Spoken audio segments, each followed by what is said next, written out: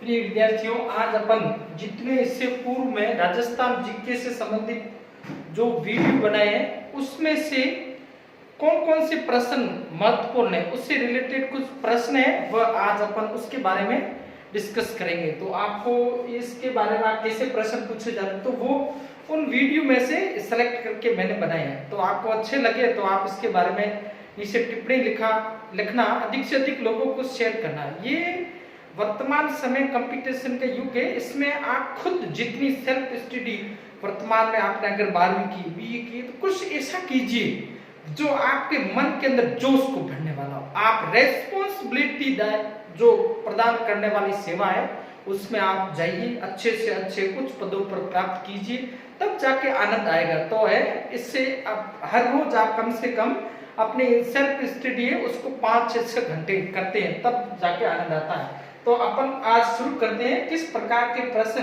जो इससे पूर्व अपन ने बनाए उसमें से आए। पहला है राजपूतों को हुणों की संतान बताया। ऐसा अपन ने बनाया है, राजपूतों को हुणों की संतान बताया। प्रश्न ऐसा आपका आएगा। तो कर्नल जॉन स्टोर्ड राजपूतों को विदेशी बताता है और वी.ए. स्मिथ भी राजपूतों को विदेशी शक व शिथिल बताते हैं और डॉक्टर दशरथ शर्मा राजपूतों को क्या बताता है? ब्राह्मण बताता है। ब्राह्मण दशरथ शर्मा विजोलिया शिलालेख के आधार पर राजपूतों को ब्राह्मण। तो इसका एकमात्र भारतीय इतिहासकार है जिसका नाम है डॉक्टर भंडारकर। वह हुणों को जो है श्वेत हुण बताता है गुर्जर को, और गुर्जरों का संबंध प्रतिहारों के साथ में जोड़ता है, और राजपूतों को क्या बताता है? ये विदेशी राजपूतों को हुणों की संतान बताता और विदेशी भी बताता। तो इसका उत्तर क्या होगा? डॉक्टर भंडारकर। अशोक परमार को ऊपरमाल की जागीर किससे प्राप्त हुई? महाराणा कुंभा, महाराणा सांगा, राव केशवदास, महाराणा शंभू सिंह। तो आपको पता है खानवा का युद्ध हुआ था 17 मार्च 1527। उस युद्ध में अशोक परमार ने सांगा की, महाराणा सांगा की जो प्रथा थी, पाती प्रवीण प्रथा, जिसमें अधिकतर राजपूतों ने भाग लिया था, और इसमें भी जगनेर के जागीरदार थे अशोक परमार, और उनको महाराणा सांगा ने ऊपरमाल की जागीर प्रदान की। तो इसका उत्तर आएगा ब। अब राजस्थान के किस जिले में गणेश्वर स्थल है? गणेश्वर सभ्यता अपन ने पढ़ा। गणेश्वर सभ्यता को क्या कहा जाता है? ताम्रवती सभ्यताओं की जननी कहा जाता है। और गणेश्वर सभ्यता है वह उसकी रतनलाल अग्रवाल ने खोज की थी, और ये कहां पर है?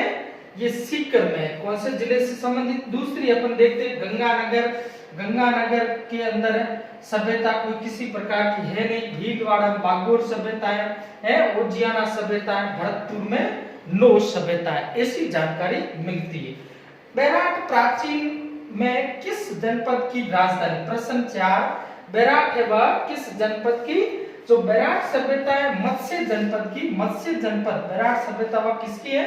मत्स्य जनपद की राजधानी विराटनगर, जिसको अपन क्या कहते हैं? बैराट के नाम से जाना जाता है। और यहाँ से अपन को मत्स्य जनपद के बारे में अपन ने विस्तृत रूप से बैराट सभ्यता के बारे में बीजक डूंगरी, गणेश डूंगरी, भीम डूंगरी, दयाराम साहनी के द्वारा खोज की जाती है। भ्रागु शिलालेख प्राप्त होता है जिसमें जो अशोक के जो भ्रागु शिलालेख उसमें बौद्ध धर्म के तिरतन बुद्धम जो संगम धर्म के बारे में जानकारी मिलती है। तो ये, और उसके बाद में प्रश्न नंबर 5 है चांपानेर की संधि किन राज्यों के मध्य हुई? तो ये अपन पढ़ते हैं मालवा और गुजरात के मध्य हुई 1456 में ये संधि हुई थी। इन दोनों राज्यों ने महाराणा कुंभा को पराजित करने के लिए एक समझौता किया था और उसको कहते हैं चांपानेर की संधि। किस समाचार पत्र के माध्यम से विजय सिंह पथिक ने विजोलिया किसान आंदोलन को भारत में चर्चित बनाया? तो ये प्रताप नाम का समाचार, इसका उत्तर सही है। प्रताप वह कहां से प्रकाशित होता था? कानपुर से प्रकाशित। इसका प्रकाशित करने वाला गणेश शंकर विद्यार्थी था, गणेश शंकर।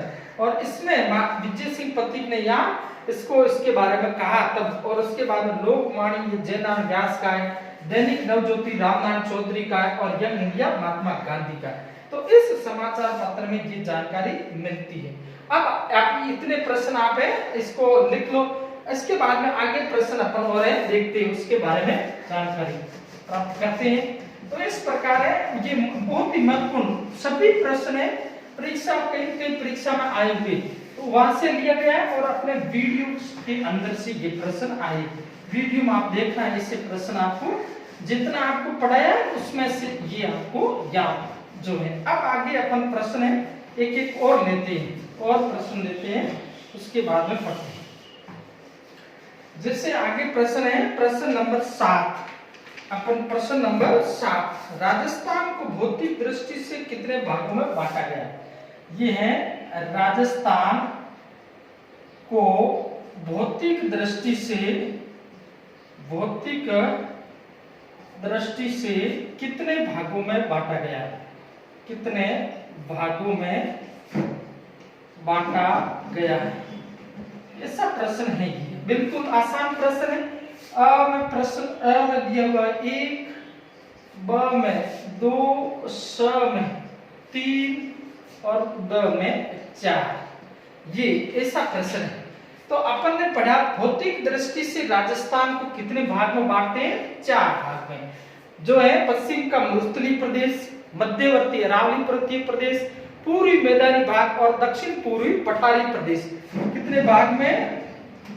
4 भागों में बांटा गया है। अब देखते हैं प्रश्न नंबर 8। क्या प्रश्न है? किस सुहान शासक ने 1192 ईस्वी में तराइन का दूसरा युद्ध लड़ा था? प्रश्न क्या है? किस सुहान शासक ने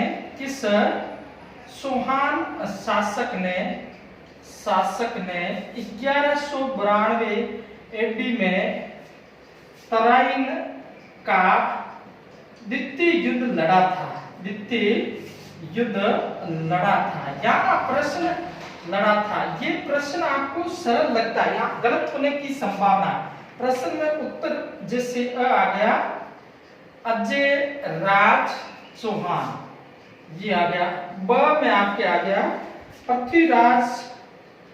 पृथ्वीराज चौहान तृतीय। स में आ गया, स में पृथ्वीराज चौहान द्वितीय, और द में आ गया पृथ्वीराज या विग्रराज चतुर्थ। ये आ गया। अब अपन के क्या होगा, इसमें आपके ये अब पक्का याद नहीं होगा था पृथ्वीराज, ये तो आपको मालूम है होगा नहीं, थोड़ा पढ़ा हुआ तो ये भी आपको मालूम होगा नहीं। अब आप पढ़ते क्या अधिकतर पृथ्वीराज चौहान।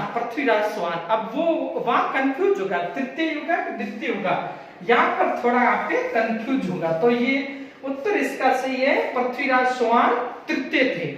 और ये तराइन का जो दूसरा युद्ध हुआ, इसमें मोहम्मद गौरी वह जीत जाता, प्रथम में पृथ्वीराज चौहान वह विजित होता है।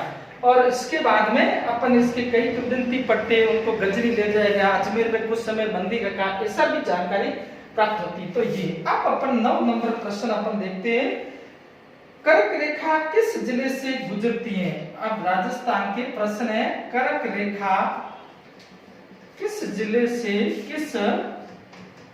से गुजरती है, ऐसा प्रश्न है। इसमें आपके हैं उदयपुर, है आपके उदयपुर, इसमें ब आपके अलवर, स है डूंगरपुर और द है टोंक। तो आपको मालूम है कर्क रेखा राजस्थान के कितने जिलों से गुजरती है? 2 जिलों से गुजरती है।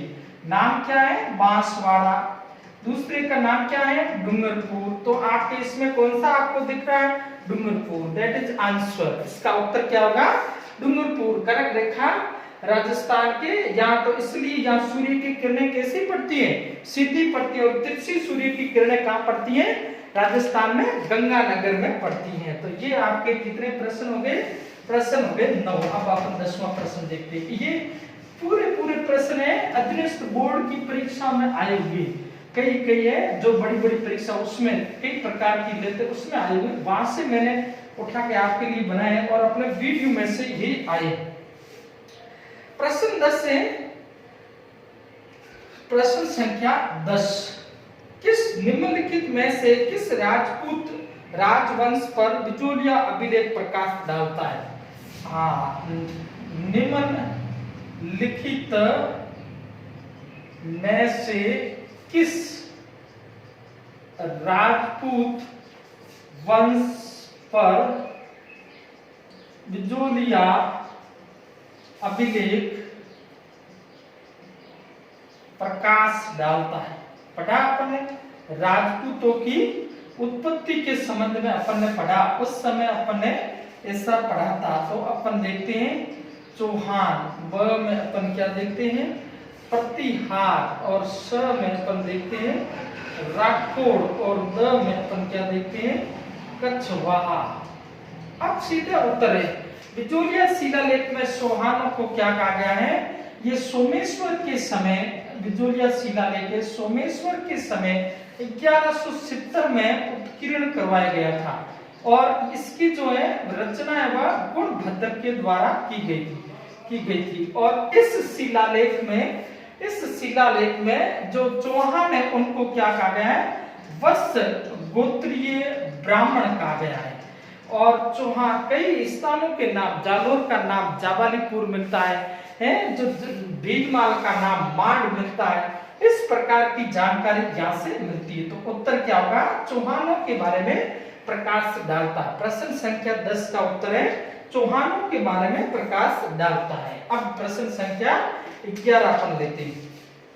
क्या है, प्राचीन काल में निम्नलिखित में से किस स्थान को ताम्रवती के नाम से भी जाना जाता था। प्रश्न 11, प्राचीन काल में निम्नलिखित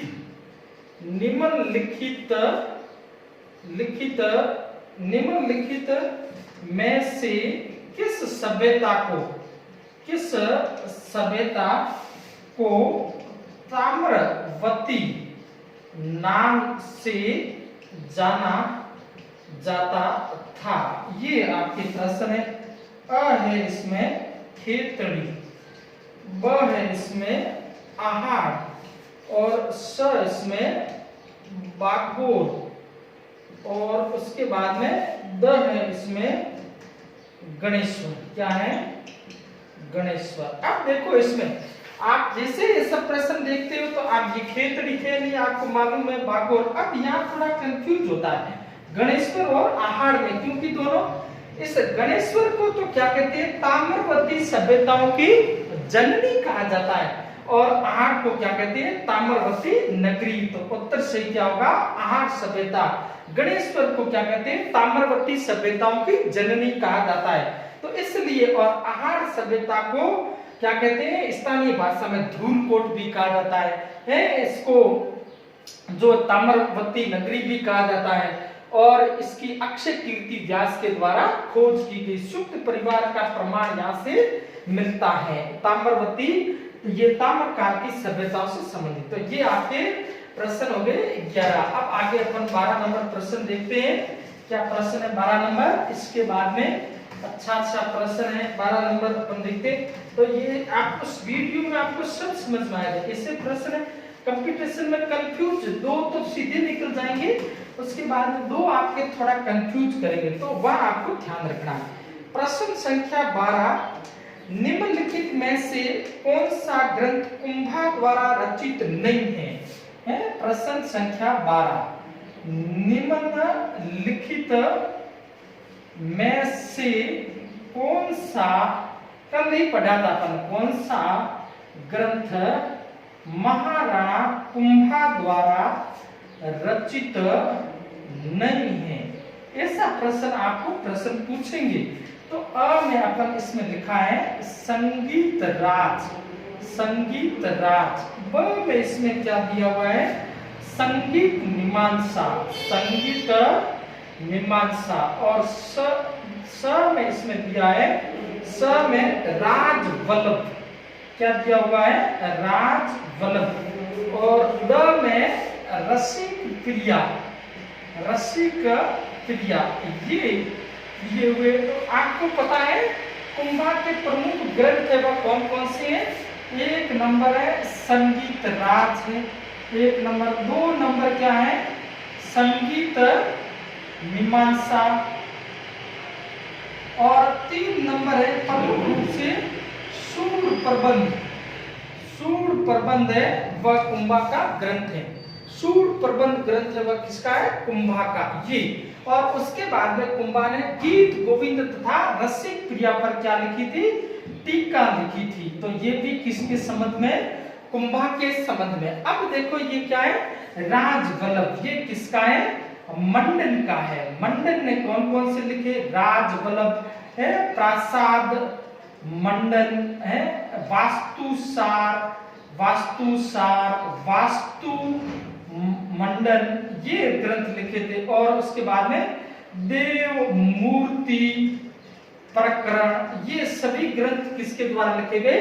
मंडन। ऐसे जैसे राजवल्लभ है, एक ग्रंथ और आता है विश्ववल्लभ। विश्ववल्लभ ये किसके द्वारा लिखा गया है? चक्रपाणि मिश्र के द्वारा। चक्रपाणि मिश्र विश्ववल्लभ, राजाभिषेक पद्धति, मूर्तमाला जैसे ग्रंथ महाराणा प्रताप के दरबार में रहने वाला चक्रपाणि मिश्र लिखता। तो ये अपने यहाँ प्रश्न हो गया। आगे आगे देखते हैं प्रश्न। समझ में आया कि कैसे प्रश्न है या नहीं वाला प्रश्न थोड़ा हार्ड होता है, तो इससे प्रश्न आपको पूछते। अब देखो आगे प्रश्न संख्या 13। किसके प्रस्ताव पर मत्स्य संघ नाम रखा गया? प्रश्न संख्या 13 किसके प्रस्ताव पर मत्स्य संघ नाम रखा गया?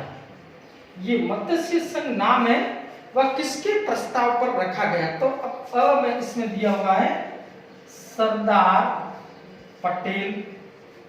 ब में इसमें दिया है आपके हीरालाल शास्त्री। हीरालाल, आप साथ साथ में कर सकते हो आराम से। स में है के एम मुंशी और द में आपके हैं जमुना लाल बजाज। ये तो आपको मालूम है कि किसके प्रस्ताव पर मत्स्य संघ 4 रियासतें अलवर, करौली, भरतपुर और धौलपुर, इनको मिलाकर 18 मार्च 1948 को मत्स्य संघ, महाभारत काल में इस क्षेत्र को क्या कहते थे? मत्स्य संघ कहा जाता था। इसलिए इस क्षेत्र का नाम है वह क्या रखा गया? मत्स्य प्रदेश रखा गया। और इस प्रदेश की राजधानी अलवर को और राज प्रमुख धौलपुर के उदयभान सिंह को प्रधानमंत्री शोभाराम कुमावत को बनाया गया। नाम किसने दिया था? कन्हैया लाल माणकराव मुंशी, इनके प्रस्ताव पर ये नाम रखा गया। अब अपन देखते हैं प्रश्न संख्या 14। प्रश्न है अजमेर का चौहान राजा क्या है? अजमेर का चौहान राजा, अजमेर का चौहान राजा जिसने अजमेर में संस्कृत पाठशाला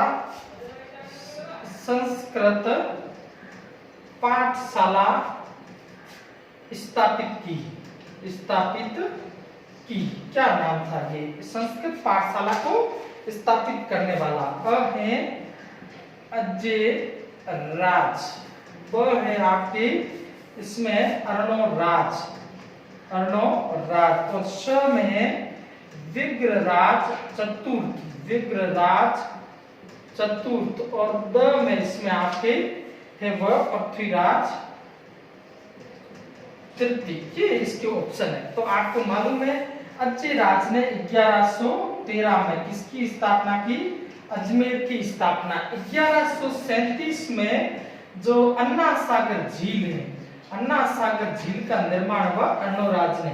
और विग्रराज चतुर्थ है, इसने किसकी स्थापना की थी? अजमेर में संस्कृत पाठशाला। उसको बाद में कुतुबुद्दीन ऐबक ने तोड़कर वहां पर 2.5 दिन के झोपड़े का निर्माण करवाया गया था। तो इसका आंसर क्या है? विग्रराज चतुर्थ। सुहानों का, अजमेर के सुहानों का गोल्डन एज कहा जाता है। कवि बांधव के नाम से जानते हैं और इन्होंने खुद ने हरिकेली नाम से नाटक लिखा। इनके दरबार में जो बिसलदेव रासो के लेखक है जो रहते थे, बिसलदेव रासो लिखा गया था। उसके लेखक वही इनके दरबार में रहते थे और उसके बाद में सोमदेव के द्वारा ललित विग्रहराज नामक ग्रंथ लिखा गया था। तो ये आपके इसके बारे में है।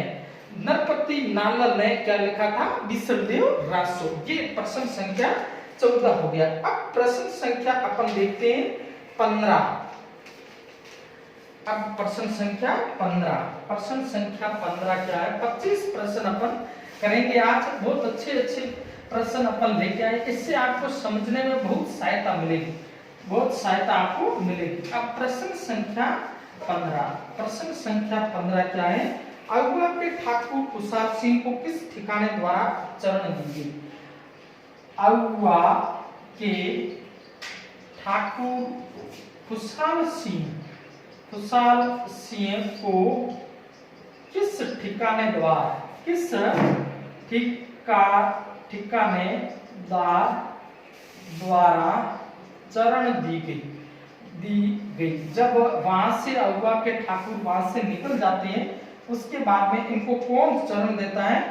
पूर्व बनेड़ा स गंगापुर और द में आते हैं कोठारिया।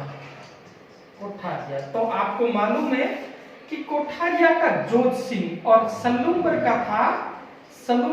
का केसरी सिंह, इन दोनों ने ये अगुआ के ठाकुर कुशाल सिंह और तात्या टोपे को चरण दी। तो उत्तर क्या आ गया?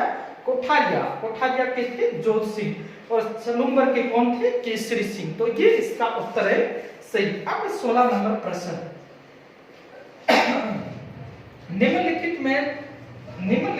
निम्न आंदोलनों के प्रारंभ वर्ष में कौन सा सही नहीं है? निम्न आंदोलनों के प्रारंभ वर्ष में सही नहीं है, ये प्रश्न है। अ में क्या दिया हुआ है? अ में है बिजोलिया आंदोलन।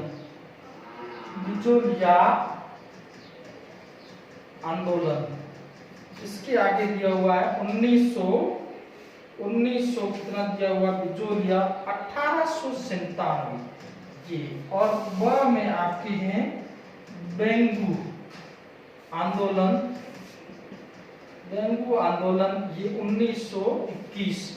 और स में आपके डाबड़ा कांड 1947। द में आपके कुंदन हत्याकांड ये 1936। अब आपको बताना है कि जो प्रारंभ होते उसमें सही कौन सा नहीं। आपको मालूम है बिजोलिया किसान आंदोलन 1897 से 1941 44 वर्ष तक चला था और ये राजस्थान के इतिहास का सबसे लंबा किसान। बेंगू किसान आंदोलन 1921 रामनाथ चौधरी के नेतृत्व में। और ये आपको मालूम है 13 मार्च 1947 डीडवाना के डाबड़ा नामक गांव में पुलिस द्वारा गोलीबारी की जाती है, जिसमें 12 किसान शहीद हो जाते हैं। इसके बाद में कुंदन गांव का हत्याकांड, ये आपको मालूम है कटरातल नामक स्थान पर 1934 में किशोरी देवी के नेतृत्व में 10,000 महिलाएं इकट्ठा होती हैं। उसके बाद में 25 अप्रैल 1935 को जो है कुछ राजस्व अधिकारी कुंदन गांव में जो राजस्व वसूल करने के लिए जाते हैं, वहां पर जो पुलिस के द्वारा गोलीबारी की जाती है, जिसमें 4 किसान आसाराम, टीकूराम, तुलसाराम, नेकराम जैसे किसान है वह शहीद। आसाराम, तुलसाराम और टीकूराम ये किसान है वह वहां शहीद हो जाते हैं। और इसको क्या कहते हैं? कुंदन गांव का हत्याकांड। तो 1935 यहाँ क्या लिखा हुआ है? 1937। तो ये क्या है? गलत, ये गलत है। ऐसा प्रश्न आपको पूछ लेंगे। अब ये प्रश्न आपके कितने होंगे? 16। अब देखते हैं अपन 17 नंबर प्रश्न।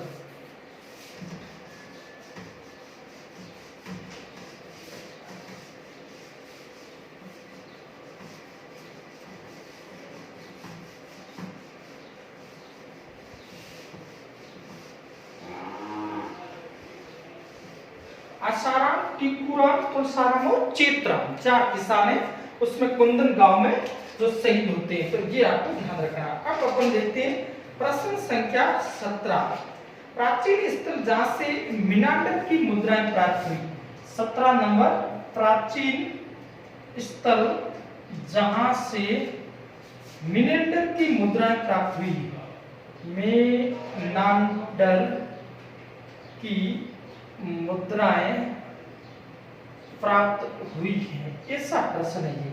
तो अपन देखते हैं अ में क्या है। अ उत्तर है, अ का है बैराट। अपन देखते हैं ब में रैंड। अपन देखते हैं स में नगर। अपन देखते हैं द में रंग महल। तो अपन को पता है रंग महल। मिनांडर है जहां से बैराट से 36 मुद्राएं मिलती है। उसमें से आपके ये 36 में से 8 जो है पंचमार्क मुद्राएं हैं और 28 मुद्राएं वह इंडो ग्रीक हिंदू यूनानी, उसमें से 16 मुद्रा है वह है मिनांडर की है, ऐसी जानकारी मिलती है। तो उत्तर क्या होगा? बैराट इसका सही। 17 नंबर प्रश्न उत्तर है बैराट। अब देखते हैं 18 नंबर, ये सभी अपन के पढ़ाए हुए, आप वापस जाके वीडियो को देखोगे। संस्कृत कवि राजशेखर, राजशेखर किसके दरबार में था? संस्कृत कवि राजशेखर किसके दरबार में था? अ है महेंद्र पाल प्रथम, ब है मिहिर भोज। मिहिर भोज गुर्जर प्रतिहार वंश के सभी शासक हैं। स है वत्सराज और द है नाग भट्ट प्रथम। देखो नाग भट्ट प्रथम यहाँ दिया हुआ है। अब देखो ये वत्सराज इतिहास में जिसको क्या कहते हैं? रणहस्ती। मिहिर भोज जिसको क्या कहता था? आदि वरा या प्रभास की उपाधियों से विभूषित किया जाता है। गुर्जर प्रतिहार वंश का प्रतापी शासक था। इसके दरबार में जो सुलेमान नबी आता है, सिलसिला उन तवारीख पुस्तक लिखता, उस पुस्तक में ये मुसलमानों का सबसे शत्रु मानता, इसकी सेना को, अश्व सेना को विश्व में सबसे सर्वाधिक शक्तिशाली सेना बताता है। मिहिर भोज के बारे में महेंद्र वत्सराज हो गया। नाग भट्ट प्रथम को ग्वालियर अभिलेखों में मलेशों का नाशक कहा जाता है। दीन दुखियों का उपासक होने के कारण नारायण की उपाधि से विभूषित किया जाता है। महेंद्रपाल प्रथम है, इसको रघुकुल चूड़ामणि, निर्भय नरेश, निर्भय राज की उपाधियों से विभूषित किया जाता है और इसके दरबार में रहता है संस्कृत का बहुत बड़ा विद्वान होता है राजशेखर। उत्तर क्या होगा? यहाँ महेंद्रपाल प्रथम। राजशेखर कई ग्रंथ लिखा है। विदशाल भंजी का कर्पूर मंजरी, बाल रामायण, भुवन कोश, काव्य मीमांसा जैसे ग्रंथ लिखने वाला राजशेखर महेंद्रपाल प्रथम के दरबार में रहता था। ये इसका उत्तर है। अब देखते हैं प्रश्न संख्या 19। चौहानों की रणथंभौर शाखा का संस्थापक कौन था? ये है चौहानों की रणथंभौर शाखा का संस्थापक कौन था? संस्थापक कौन था? ये इसका अपन देखते हैं। तो इसमें अपन देखते हैं अ कीर्तिपाल। क्या है? कीर्तिपाल। ब इसमें है हमीर और स इसमें है गोविंदराज और द है हरिराज। तो उस अब देखते हैं कीर्तिपाल जालोर 1182 में चौहानों की जो शाखा थी कहां पर है? जालोर, उसका संस्थापक। ये तो है हमीर है वह, ये हमीर देव इस चौहानों का रणथंभौर प्रतापी शासक था। अंतिम शासक है वह हमीर देव चौहान था। और हमीर अपन देखते जैसे तो हमीर वह सिसोदिया वंश का संस्थापक भी माना जाता है। 1326 यहाँ पर उत्तर क्या होगा? गोविंदराज। 1194 से पृथ्वीराज चौहान तृतीय का पुत्र विभाग रणथंभौर जाता है और वहां पर चौहानों की शाखा की स्थापना करता है। तो ये आपके 19 प्रश्न हो गए। अब प्रश्न संख्या देखते हैं अपन। प्रश्न संख्या 20। प्रश्न संख्या 20 कैसा प्रश्न है वो तो ये आपको साथ में पूरा समझ में आ जाएगा। पूरा वीडियो देखना आनंद के साथ में, तब आपको आनंद आएगा। नहीं तो आपको प्रश्न कैसे आते हैं वो समझ में नहीं आया, आप पढ़ोगे उसमें क्या पढ़ना क्या नहीं पढ़ना। जालोर को विजित करने के बाद अलाउद्दीन ने जालोर का नाम रखा। प्रश्न संख्या 20, जालोर को विजित करने के बाद अलाउद्दीन खिलजी ने जालोर किले का नाम रखा। जालोर का नाम रखा, जालोर के किले का नाम क्या रखा? अ में है अपन के खैराबाद, ब में है अपन के जलालाबाद और स में है खिजराबाद और द में है सलेमाबाद। तो अपन देखते हैं खैराबाद किसका नाम रखा? सिवाना का नाम, सिवाना दुर्ग को 1308 में अधिकार कर लिया। जलालाबाद 1311 में अधिकार, नाम किसका रखा? जालोर का। खिजराबाद किसका नाम रखा? चित्तौड़गढ़ का और 1303 में अधिकार कर लिया। तो ये आपके इसमें आपको प्रश्न संख्या ध्यान। अब प्रश्न संख्या 21, प्रश्न संख्या 21, प्रश्न संख्या 21 आपके है इसमें नसीराबाद में विद्रोह करने वाली रेजिमेंट थी। नसीराबाद सबसे पहला विद्रोह नसीराबाद में विद्रोह करने वाली रेजिमेंट थी, ये प्रश्न है। इसका है 16वीं नेटिव इन्फेंट्री, ब 15वीं नेटिव इन्फेंट्री और स में है आपके 34वीं नेटिव इन्फेंट्री और द में इसमें आपके 19वीं नेटिव इन्फेंट्री, ये आपकी। तो आपको मालूम है सबसे पहले राजस्थान में क्रांति हुआ 28 मई 1857। कहां से शुरू होती है? नसीराबाद से शुरू होती है। कितनी सैनिक छावनी होती है? 6 सैनिक छावनी होती है। अब यहाँ से विद्रोह कौन करती है? 15वीं नेटिव ये कर देती है 28 मई को और उसके बाद में 30वीं नेटिव ये कब करती है? 30 मई को। ये तो अपने इसमें 30वीं तो है नहीं, तो उत्तर क्या होगा? 15वीं नेटिव इन्फेंट्री के द्वारा किया जाता है। ये प्रश्न हो गए आपके 21 हो गए। अब प्रश्न संख्या 22 देखते हैं। प्रश्न संख्या 22 बहुत ही आसान प्रश्न है। 25 प्रश्न अपन करेंगे, आप देखना आपको आनंद आता है कि नहीं आता। आनंद आएगा तो अगले चैप्टर में और करेंगे। वीडियो को देखोगे तभी आपको पूरे समझ में आएंगे। अब अपन प्रश्न संख्या लेते हैं। प्रश्न संख्या 22, प्रश्न संख्या 22, 1857 के विद्रोह के दौरान 1857 के विद्रोह के दौरान मेजर बटन और उसके दो पुत्र कहां पर मारे गए? कहां पर मारे गए? ये प्रश्न है। अ नसीराबाद, ब एडिनपुरा,